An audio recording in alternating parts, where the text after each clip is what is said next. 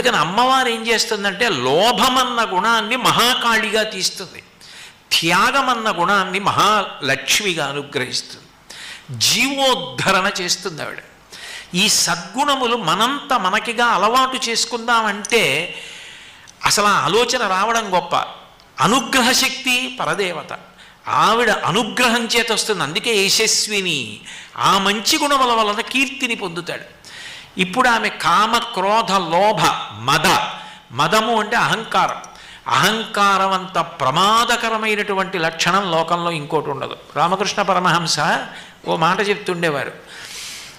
వెనకటికి ఒక మహారాజు గారు మదపుటేనుగు మీద వస్తుంటే అక్కడే కన్నంలో ఉన్నటువంటి ఒక కప్ప పైకి లేచి కాలు పైకెత్తి, ఏమి నేను ఇక్కడ ఉన్నానని తెలియదా, ఇలా వస్తున్నావు, ఒక్క తన్ను తంతాను, పక్క నుంచి వెళ్ళు అంది. రామకృష్ణ పరమహంస శిష్యుడు చూసి పరమహంసని అడిగాడు,